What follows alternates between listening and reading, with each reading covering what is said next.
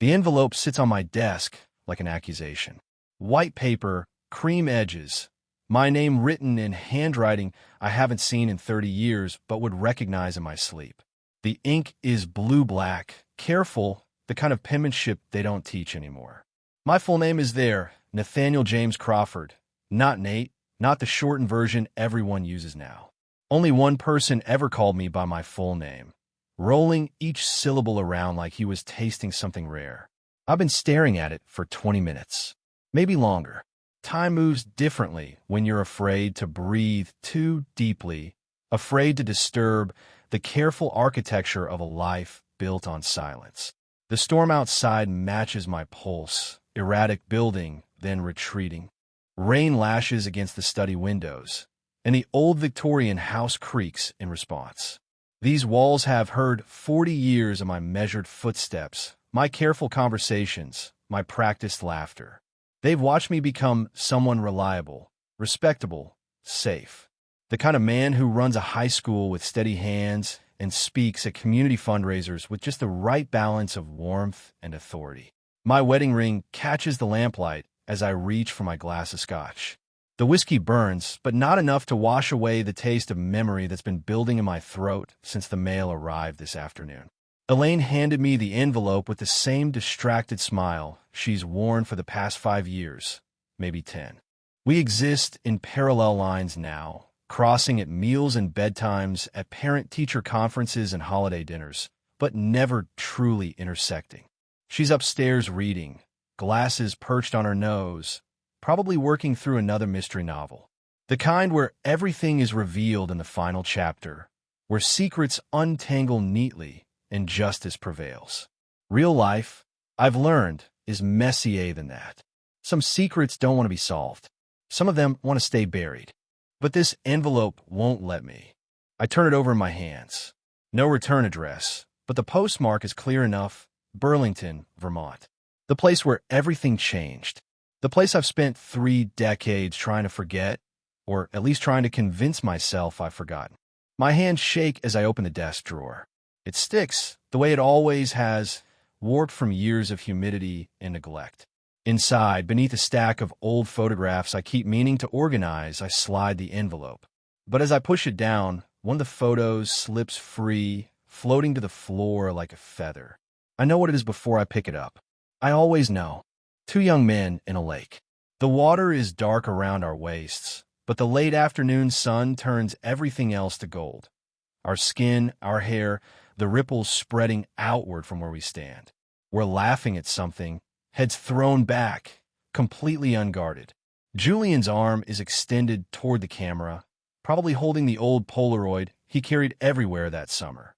His other hand rests just below the surface of the water, fingers spread like he's testing the temperature or maybe reaching for something he can't name. I'm looking at him in the photograph, not at the camera. My expression is so open it makes my chest tighten now. There's one in my face, raw and unashamed, the kind of longing I haven't let myself feel in years. Or maybe I've been feeling all along, just buried so deep under layers of routine and responsibility that I convinced myself it was something else.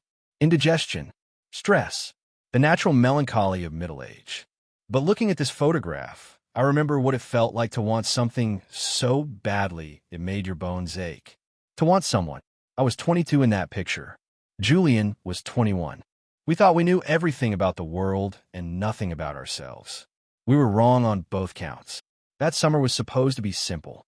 A cabin rental split between 6 college friends, 2 weeks of swimming and hiking and staying up too late around a fire pit.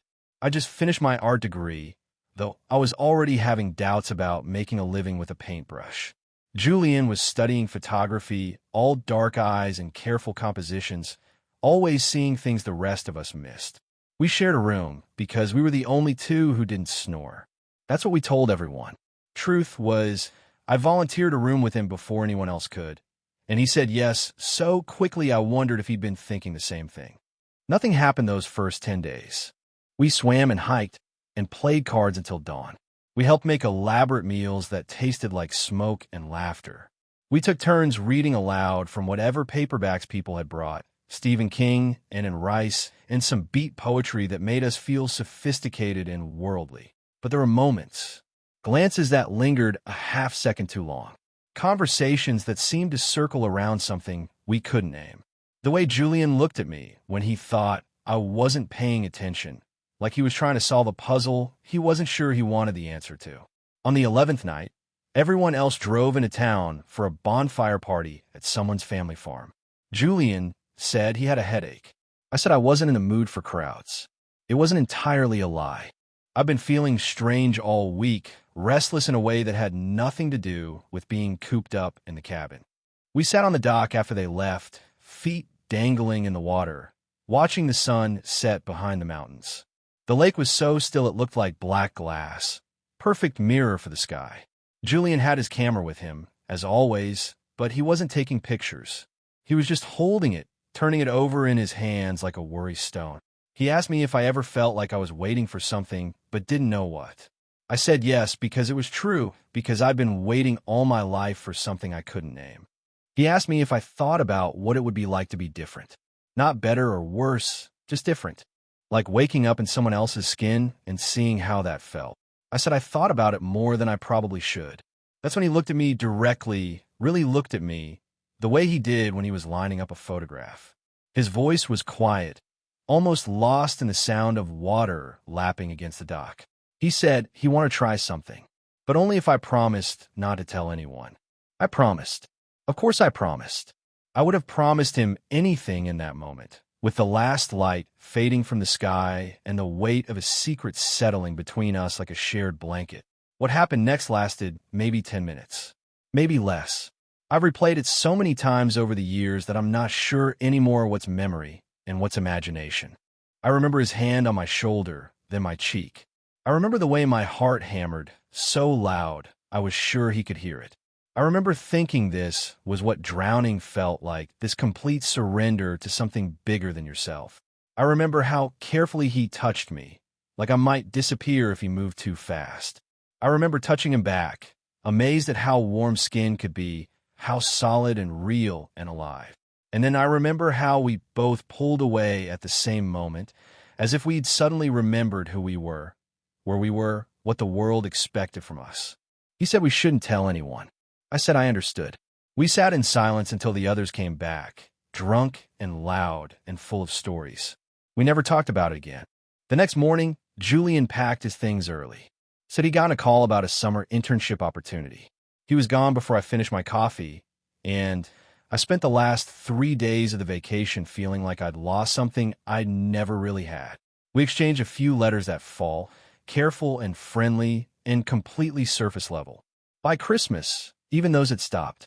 I heard through mutual friends that he'd moved to Vermont after graduation, started teaching photography at a small liberal arts college.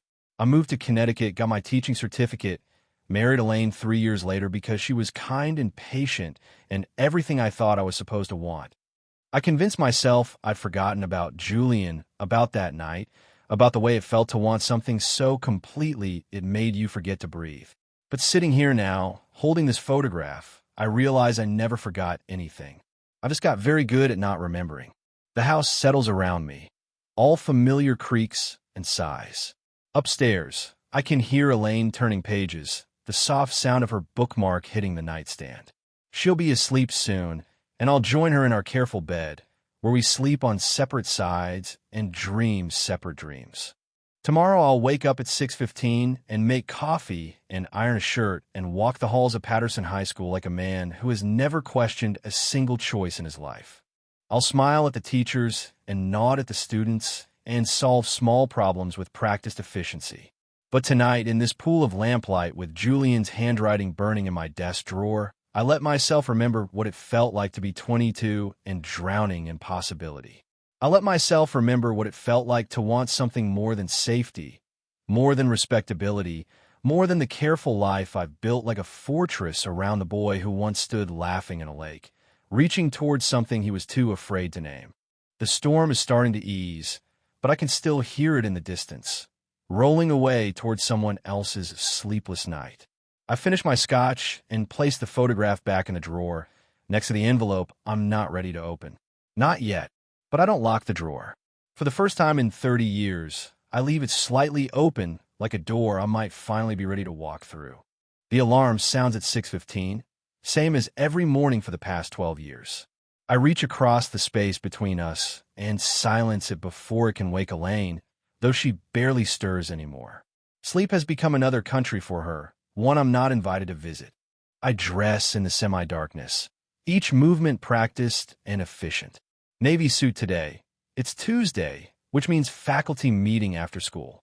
I learned long ago that certain days require certain uniforms, armor against the small vulnerabilities that accumulate in a life built on other people's expectations. The coffee maker gurgles to life at exactly 6:25. I stand at the kitchen window, watching the neighborhood wake up in careful increments. Mrs. Chun retrieves her newspaper in her pale blue robe. The Henderson's golden retriever makes his morning patrol of their perfect lawn. Everything happens on schedule, predictable as seasons, reliable as sunrise. This is the life I chose. This is the life that chose me back. The drive to Patterson High takes exactly 14 minutes if I catch the lights right, 16 if I don't. This morning, I catch them all, gliding through intersections with the confidence of a man who has never been late, never been unprepared, never been anything other than exactly what people need him to be. The hallways smell like industrial cleaner and teenage ambition, that particular mixture of floor wax and hope that defines every high school in America. I walk these corridors like a ship captain, nodding to teachers, smiling at students, carrying myself with the kind of steady authority that makes people feel safe. Miss Rodriguez from the English department waves from her classroom door, arms full of essays that need grading. She's young, maybe 26, with the kind of fierce energy that reminds me of who I used to be before I learned to measure everything twice. Sometimes I catch her looking at the art supplies locked away in the storage room, the paints and brushes and canvases we can't afford to replace, and I wonder if she sees something in me that I've forgotten how to see in myself. The morning passes in meetings and phone calls, parent conferences and budget discussions. I solve problems with practiced ease, a scheduling conflict here, a disciplinary issue there, the endless small crises that make up the infrastructure of education. This is what I'm good at now. This is who I've become. The man who makes difficult things simple, who smooths over complications before they become catastrophes. But today feels different. Julian's envelope burns in my desk drawer at home like a coal that refuses to cool. Every routine feels slightly off-kilter, every familiar interaction tinged with the strange sensation that I'm watching myself from outside, observing this careful performance I've been giving for decades. During lunch, I find myself in the empty art room, surrounded by student paintings still drying on easels. Watercolor landscapes, acrylic portraits, experimental abstracts that pulse with the kind of fearless color I used to love. My hands remember the weight of a brush, the resistance of canvas, the way paint could transform a blank surface into something alive. I was good once. Not great, maybe, but good enough to dream of gallery shows and artist residencies, good enough to believe that making beautiful things might be enough of a life. I painted water, mostly, lakes and rivers and rain-soaked streets. I painted light the way it fell on surfaces, the way it revealed truths you couldn't see in ordinary darkness. The summer I met Julian, I was working on a series about reflection. The way things look different when seen through water, distorted but somehow more honest. I never finished those paintings. They're still in boxes somewhere in the basement, canvases that never found their voice. The afternoon drags through administrative tasks and classroom observations. I watch Miss Rodriguez lead her junior English class through a discussion of Gatsby, her passion infectious as she talks about the green light, about yearning for something just out of reach. The students lean forward, drawn into her intensity, and I remember what it felt like to care about something enough to make other people care too. At 3:30, the school empties in the usual chaos of buses and carpools, teenagers flooding toward their real lives, the ones they live when adults aren't watching. I stay until 5, finishing paperwork, returning calls, making sure everything is ready for tomorrow's careful repetition. The house welcomes me back with its familiar silence. Elaine is in the garden, tending to her roses with the kind of patient attention she used to give our conversations. We speak across the space between us about grocery lists and dinner plans, the small negotiations that substitute for intimacy when you've forgotten how to be truly seen. Over dinner, she mentions that Ava called from graduate school. Our daughter is writing her thesis on gender dynamics in contemporary literature, full of theories and insights that make me proud and slightly nervous. She asks probing questions when she visits, the kind that seem innocent but leave me feeling exposed, like she can see through the careful construction of our family dinner table to something more complicated underneath. Daniel stops by after dessert, still glowing from his recent honeymoon, full of stories about his new wife and their plans for the future. He hugs me goodbye with casual affection, the kind that comes easily when you've never had reason to doubt that love is simple, straightforward, exactly what it appears to be. After they leave, Elaine and I settle into our evening routine. She reads in the living room while I pay bills in the study, both of us occupying the same space but living in different worlds. She looks up occasionally, offers small observations about her book or tomorrow's weather, and I respond with the kind of measured attention that passes for connection.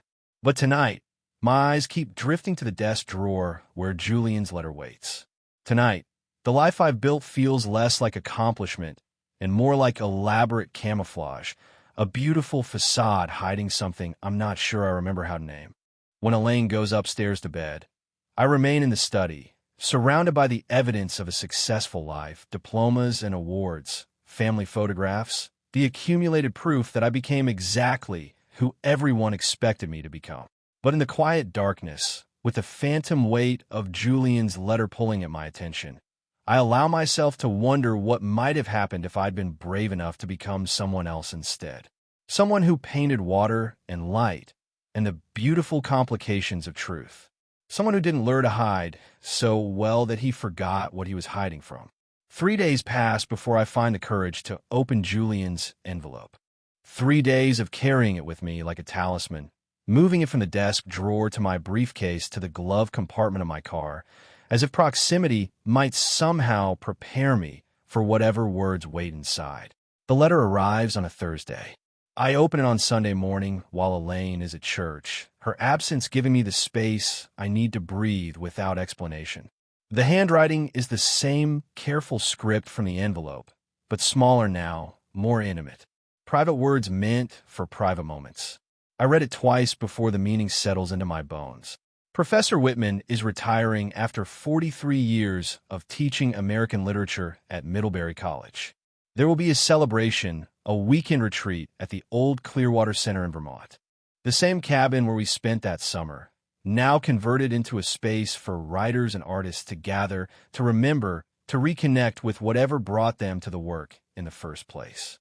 Julian's name appears halfway down the list of organizing committee members, casual as a footnote, devastating as an earthquake. The reunion is planned for the first weekend of October. 6 weeks away. Close enough to feel inevitable, far enough to let fear build like pressure behind a dam. I set the letter on my desk and stare at it. This simple invitation that feels like a door opening onto a life I convinced myself was finished. Professor Whitman taught the Victorian Poetry Seminar, where Julian and I first met, two earnest undergraduates arguing about Tennyson's use of water imagery in In Memoriam. Even then, Julian saw things I missed, noticed the way grief moved like tide pools in the poet's language, always returning to the same themes of loss and longing. We were study partners first, then friends, then something more complicated that we never found words for. The cabin summer happened during the break between our junior and senior years, that perfect suspension between who we'd been and who we thought we were becoming.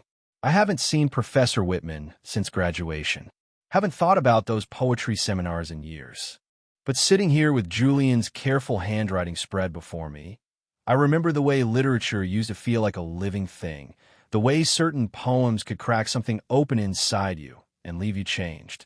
Elaine returns from church full of gentle energy, talking about the sermon on forgiveness, about second chances and the grace that comes from honest reckoning.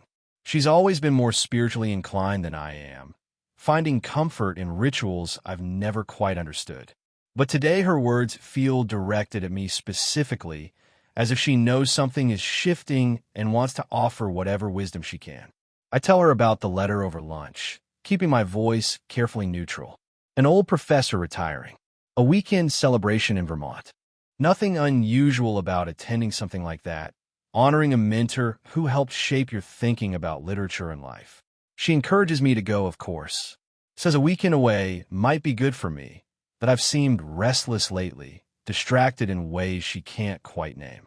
Her kindness makes my chest tight with something that feels dangerously close to guilt. I don't mention Julian's name. Don't explain that this isn't just about honoring a professor, but about confronting a ghost I've been running from for 30 years. Some truths are too fragile to speak aloud, too volatile to trust with someone else's understanding. That night, I lie awake listening to Elaine's steady breathing, her presence both comforting and suffocating. Marriage is supposed to be about sharing everything, but I've kept so much locked away that I'm not sure who I'd be if I opened all the doors at once. Some secrets become load-bearing walls.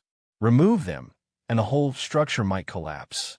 I think about Julian, wonder what kind of man he's become. In college, he was all intensity and quiet observation, the kind of person who noticed everything but revealed very little. He had a way of making you feel seen that was both thrilling and terrifying, like standing in strong light after years of careful shadow. Monday morning brings the usual routine, but everything feels slightly off-center. I walk the hallways of Patterson High like a man wearing someone else's clothes, going through motions that no longer fit quite right. During my lunch break, I find myself at my computer searching for Julian's name in the faculty directory at the liberal arts college where I heard he teaches. Professor Julian Marcus Reed, photography and digital media. There's a small headshot beside his bio, and my breath catches in my throat.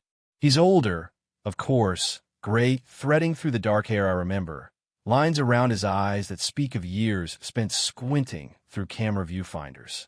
But his expression is the same, that careful attention, that sense of seeing more than he reveals.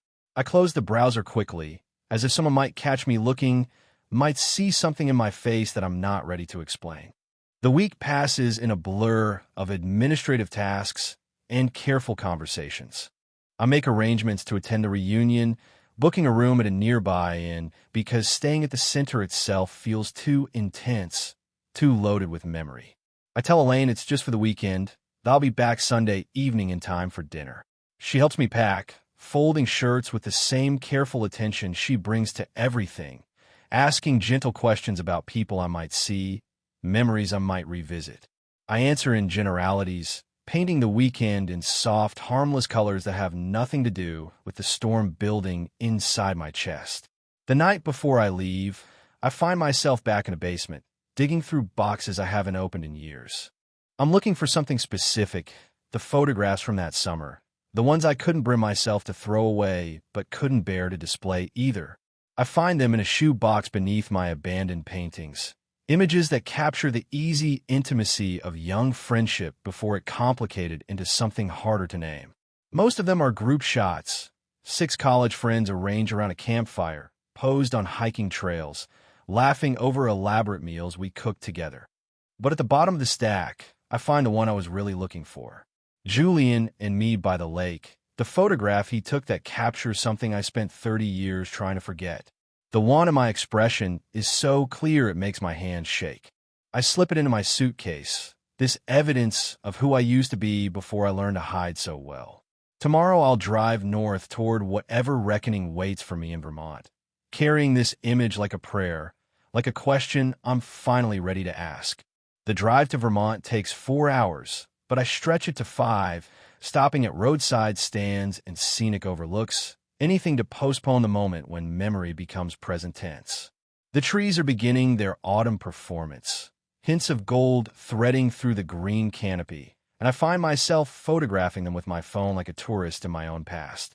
The Clearwater Center looks exactly the same and completely different. The bones of the old cabin remain, the wraparound porch, the stone chimney, the dock stretching into water that reflects the changing sky. But there are additions now, professional touches that speak of renovation and purposeful design. A sign by the entrance reads, Artist Retreat and Conference Center, in tasteful lettering that somehow makes the place feel both more official and less mine. I sit in my rental car for 10 minutes, engine off, watching people arrive.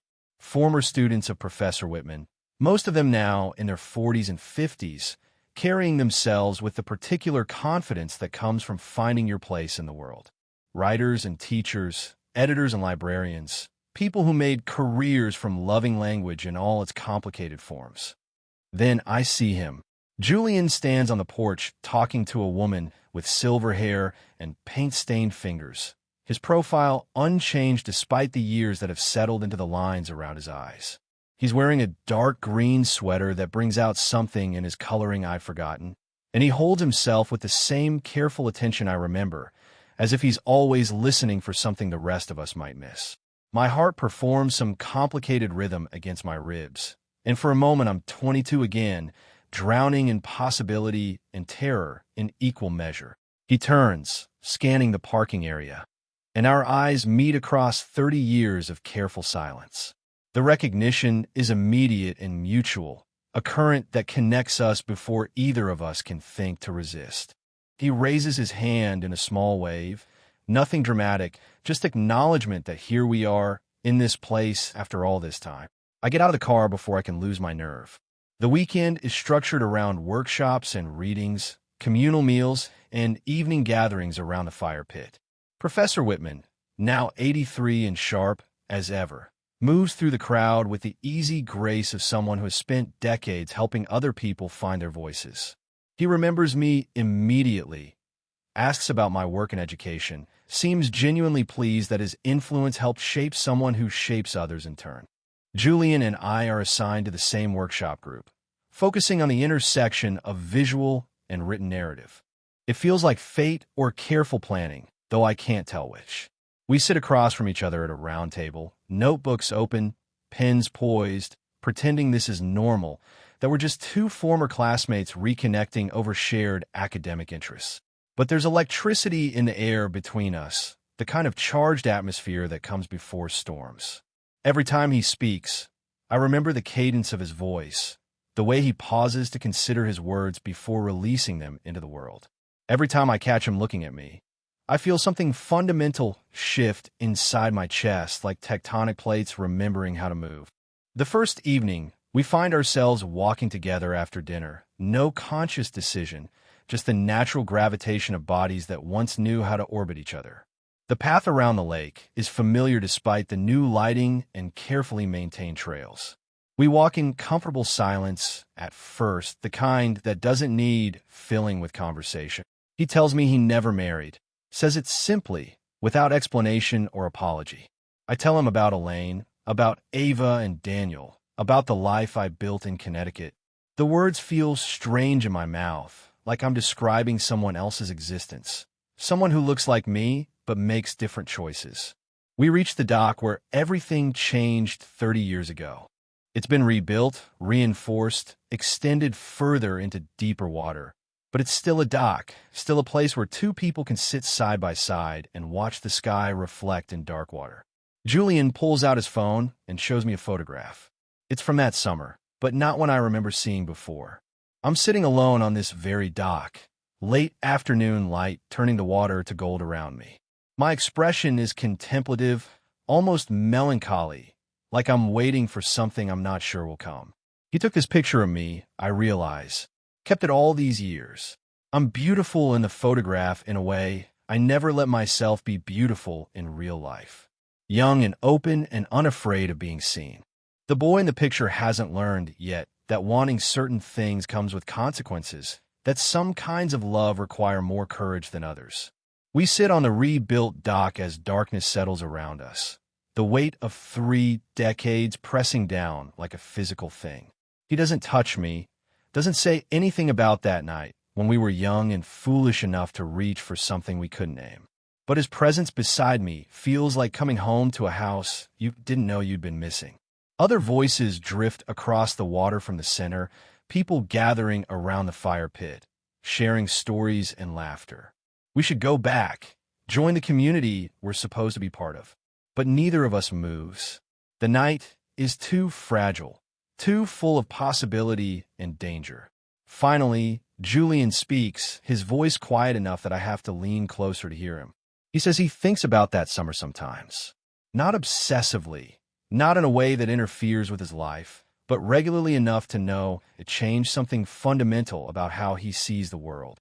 I tell him I think about it too, though I don't mention that sometimes means every day, that some memories become the soundtrack you carry everywhere, playing softly in the background of whatever else you're doing. He turns to look at me, then, really look at me, the way he used to when he was lining up a photograph. His eyes are the same dark brown, I remember, still holding depths I want to explore. He says he's sorry we never talked about it afterward. Sorry we let fear turn something beautiful into something secret, something shameful. I want to tell him that I'm sorry too, that I've spent 30 years wondering what might have happened if we'd been braver, if we'd trusted each other with the truth of what we felt. But the words stick in my throat, too large and complicated for the space between us. Instead, I reach for his hand in the darkness, let our fingers intertwine the way they did that night when we were young enough to believe that wanting something was reason enough to reach for it. We sit like that until the voices from the fire pit fade into silence, holding on to each other and the possibility that some stories don't end when you think they do. The second night, we walk longer. Past the dock, around the far side of the lake, where the trail disappears into woods that smell like pine needles and decades of fallen leaves. Julian carries a small flashlight, but doesn't turn it on. We move by starlight and memory, our feet finding the path that connects this moment to all the moments that came before. The retreat has settled into its rhythm around us. During the day, we participate in workshops and discussions, share meals with people who knew us when we were young and full of theories about art and life. But the real conversation happens in these stolen hours, when the center grows quiet and we can finally speak the words we've been carrying for 30 years. He tells me about his life in Vermont, the photography classes he teaches, the gallery shows that never quite launched him into the career he once imagined. There's no bitterness in his voice, just the quiet acceptance of someone who learned to find meaning in smaller victories. He shows pictures of his students, young artists finding their voices through his lens, and I can see how teaching has given him something he didn't know he was looking for. I tell him about the paintings I stopped making, about the morning I packed away my brushes and decided that being practical mattered more than being true. He listens without judgment, understanding instinctively why someone might choose safety over uncertainty, stability over the frightening freedom of creating something from nothing. We reach a clearing where the moonlight pools like spilled silver. Julian stops walking and turns to face me, his expression serious in the half-light. He says something I've been waiting 30 years to hear, though I didn't know I was waiting until the words reach my ears. He says he's sorry for the way that summer ended. Not sorry for what happened between us, but sorry for how quickly we retreated afterward, how we let fear transform intimacy into shame. I tell him there's nothing to apologize for. We were young, we were scared, we were trying to navigate something we had no map for. But even as I say the words, I know they're not entirely true. There's something to apologize for and forgive and finally maybe to understand. He asked me the question I've been dreading and hoping for in equal measure. He asks if I ever wonder what would have happened if we hadn't stopped that night by the water. If we'd been brave enough to follow the feeling wherever it led, consequences be damned. The honest answer rises in my throat before I can stop it. I tell him I wonder about it every day. The admission hangs in the air between us, too large and vital to take back. I've never said those words out loud, never let myself acknowledge how much of my life has been shaped by that one moment of retreat, that choice to step away from something that felt too dangerous to hold. He moves closer, not touching but near enough that I can feel the warmth radiating from his body, can smell the familiar scent that takes me back to summer nights when the world seemed full of infinite possibility. He tells me he wonders too. Every relationship that never quite fit, every moment of settling for something that felt almost right but not entirely true, Every time he looked in the mirror and wondered who he might have been if he'd made different choices. The space between us feels charged with 3 decades of unspoken longing. I want to reach for him the way I did that night when we were young and foolish enough to believe that wanting something was justification enough for having it. But I'm not 22 anymore. I have responsibilities, commitments, a life built on the foundation of careful choices and measured risks. As if he can read my thoughts, Julian steps back, giving me room to breathe, to think, to choose without pressure. He says he doesn't want to complicate my life. Says he knows I have a family, obligations, a whole world that depends on me being the person I've become. But he also says that seeing me again, talking like this, feels like remembering how to speak a language he'd almost forgotten. We walk back to the center in silence that feels both heavy and expectant. At the fork in the path where we must part ways to our separate rooms, he touches my shoulder the way he did that night by the water. A gesture so gentle it makes my chest ache with recognition. He says good night and disappears into the darkness, leaving me standing alone under stars that look exactly the same as they did 30 years ago, though everything else has changed. I don't sleep that night.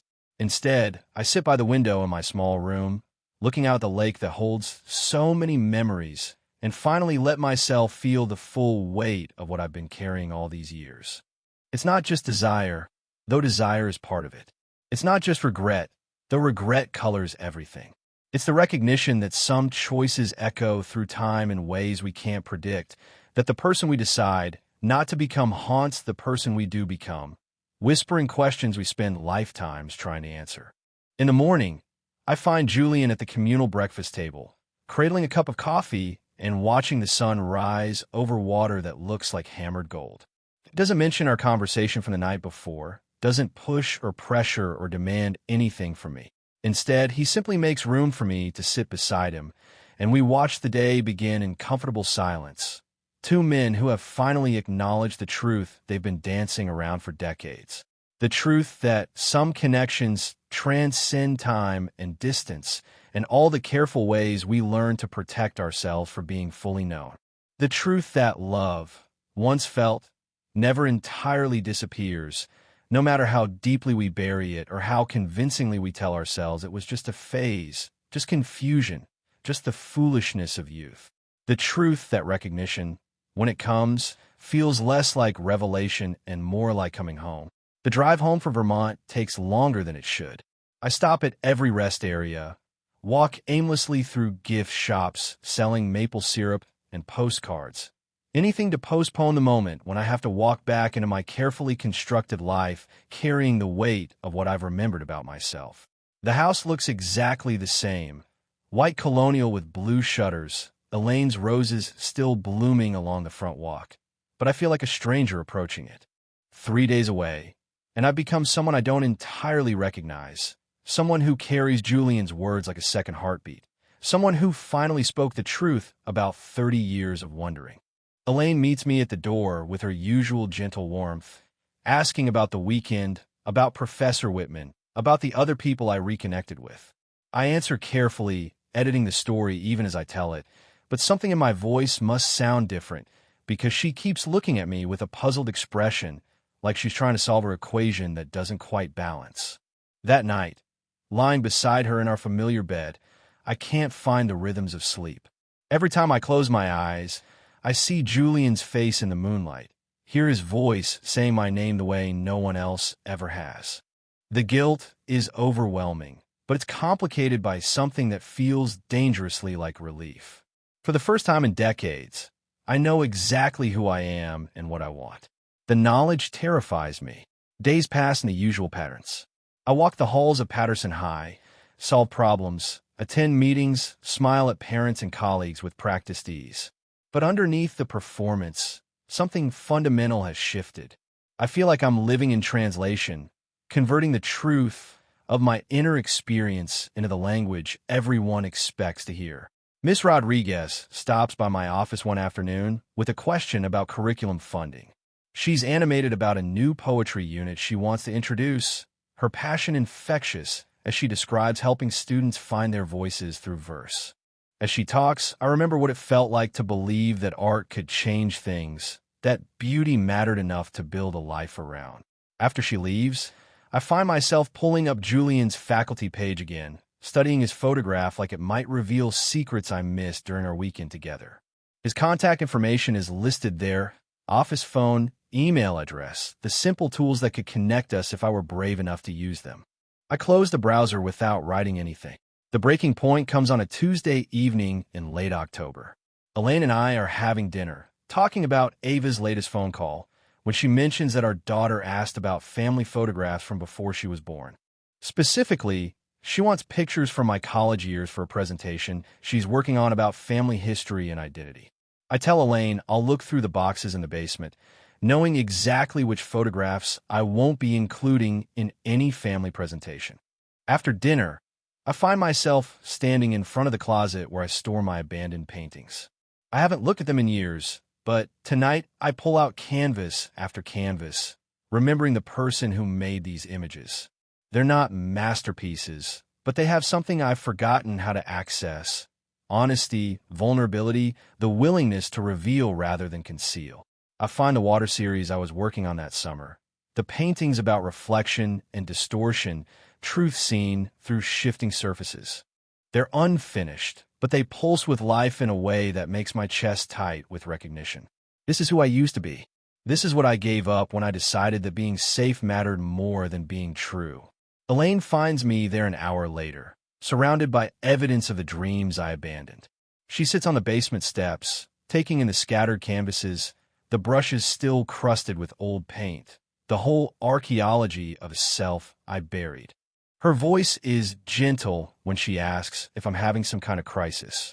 The question hangs between us, loaded with implications neither of us is quite ready to face. I could deflect, make some joke about middle age and nostalgia, return these paintings to their careful storage, and pretend this moment never happened. Instead, I tell her the truth.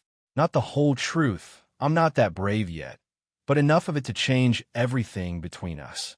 I tell her that seeing old college friends reminded me of who I used to be before I learned to be practical, before I decided that stability mattered more than authenticity. I tell her I've been living like someone wearing clothes that don't quite fit, playing a role I never auditioned for. She listens without interrupting, her face cycling through expressions I can't quite read. When I finish, she's quiet for a long moment, studying the painting propped against my knee, a lake at sunset. Water that reflects sky so perfectly you can't tell where one ends and the other begins. Finally, she speaks, her voice carrying a sadness I recognize, but have never allowed myself to acknowledge. She says she's always known I was holding something back. Not infidelity, not deception exactly, but some essential part of myself that I never shared with her, never share with anyone. She says it's been like living with someone who speaks a foreign language fluently, but only in translation, never in their mother tongue. The accuracy of her observation cuts through me like cold water. 23 years of marriage, and she's seen what I thought I was hiding, felt the distance I thought I was bridging with careful attention and reliable presence. I ask her what she wants me to do with this recognition, this late life awakening to roads not taken. She doesn't answer immediately. Instead, she reaches for one of the paintings, holds it up to catch the basement light. It's a study of rain on water, circles within circles, patterns that repeat and transform and disappear only to begin again.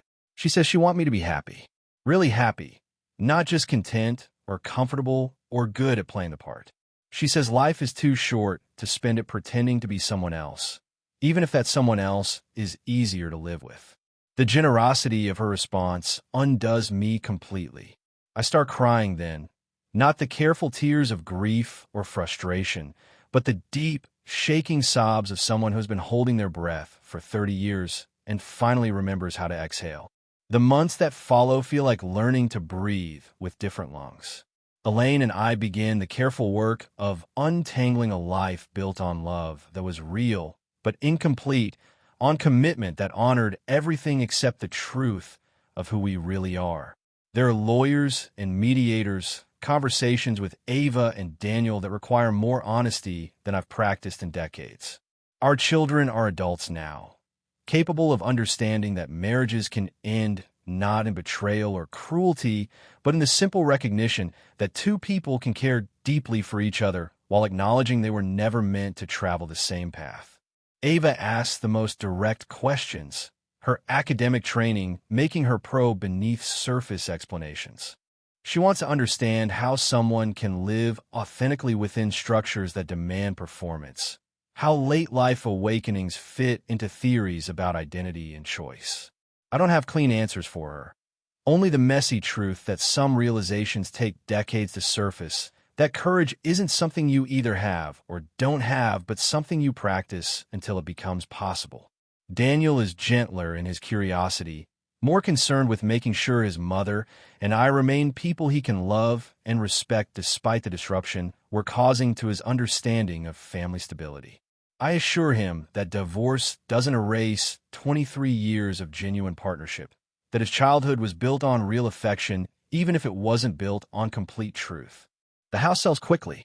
Elaine finds a condominium near the college where she's decided to finish the master's degree in library science she abandoned when we married. She seems lighter already, making plans that don't require consultation, choosing paint colors and furniture that reflect her taste alone for the first time in decades. I take early retirement from Patterson High, a decision that surprises everyone, including myself.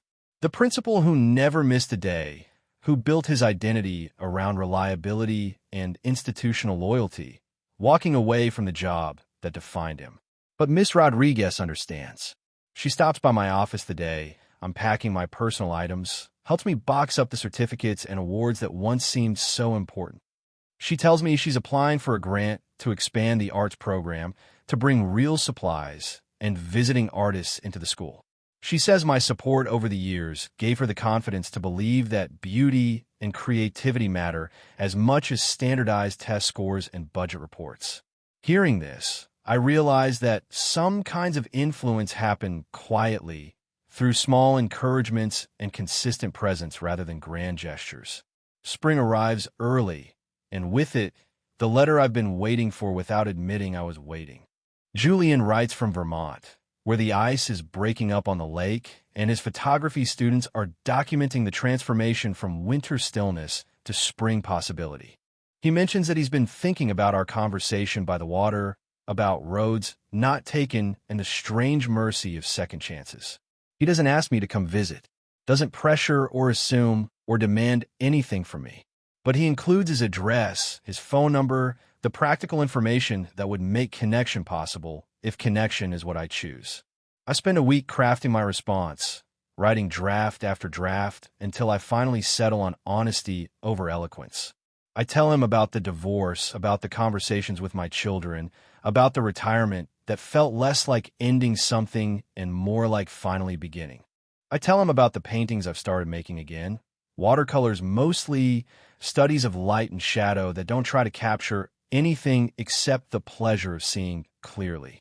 I tell him I'm scared of what it might mean to want something this much at 52, when most people my age have settled into the shape their lives are going to take. But I also tell him that fear feels different now, less like paralysis and more like energy waiting to be directed toward something worthwhile. I mail the letter on a Thursday and spend the weekend wondering if I made a mistake, if some conversations are better left as beautiful possibilities rather than messy realities. His response arrives the following Tuesday, a single sentence that makes me laugh out loud in my empty apartment. Come when you're ready. I'll be here. The train to Vermont leaves at 7:15 in the morning.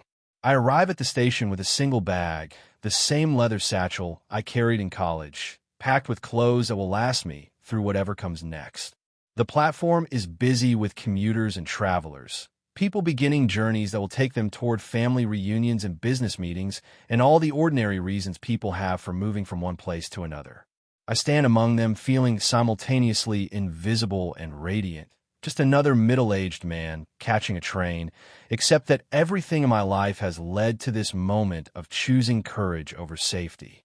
When the train pulls in, I think about Professor Whitman, about the poetry classes where Julian and I first learned to see language as something alive and transformative. I think about Elaine, who gave me permission to be happy instead of just content. I think about my children who are building lives that honor authenticity over convention.